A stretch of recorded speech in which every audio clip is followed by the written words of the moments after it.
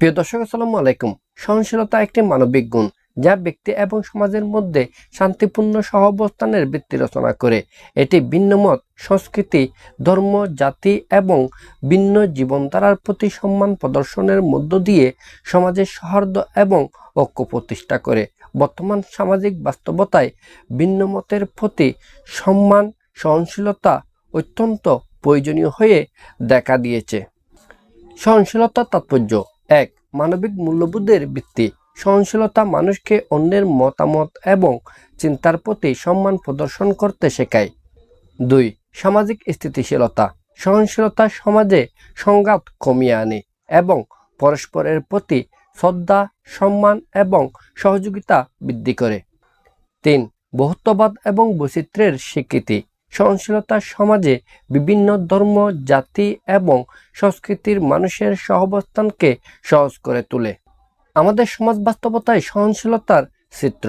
বাংলাদেশের সমাজ বাস্তবতায় সহনশীলতার চর্চা রয়েছে, তবে তা সবসময় দৃঢ় নয়। কিছু বাস্তব চিত্র নিম্নে তুলে ধরা হলো।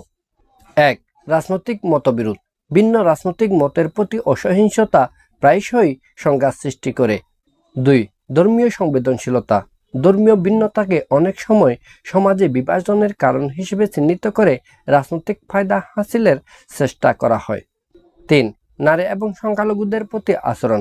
বাংলাদেশের সমাজ বাস্তবতায় এখনো পর্যন্ত নারী এবং সংখ্যালঘুদের প্রতি সহনশীলতার অভাব পরিলক্ষিত হয়। ৪. সামাজিক যোগাযোগ মাধ্যমের অপব্যবহার।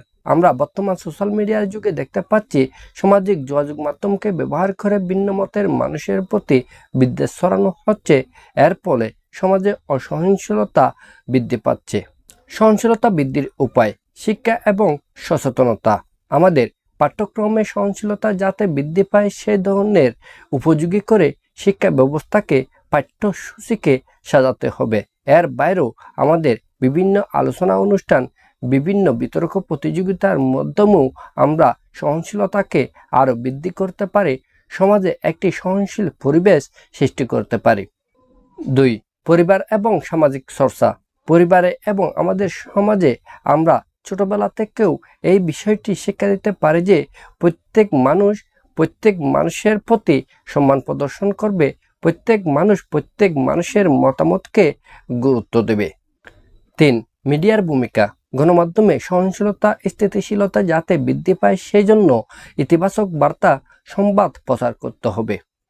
৪. আইনের প্রয়োগ। সমাজে যাতে কোনো ধরনের অসহিষ্ণুতা বৃদ্ধি না পায়, বিদ্বেষমূলক আচরণের সৃষ্টি না হয়, সেজন্য আইনের সঠিক ব্যবহার নিশ্চিত করতে হবে। সবাইকে আইনের চোখে সমান হিসেবে বিবেচনা করতে হবে। পরিশেষে বলা যায়, সহনশীলতা শুধুমাত্র একটি মানবিক গুণ নয়, বরং এটি একটি সামাজিক প্রয়োজন। আমাদের সমাজে যত সহনশীলতার চর্চা বাড়বে, তত আমরা সমাজকে স্থিতিশীল, শান্তিপূর্ণ এবং মানুষের সহাবস্থান নিশ্চিত করতে পারব। ভিন্ন মতকে সম্মান করে, বৈচিত্র্যকে আলিঙ্গন করে আমরা গড়তে পারি একটি শান্তিপূর্ণ, সহনশীল এবং স্থিতিশীল বাংলাদেশ।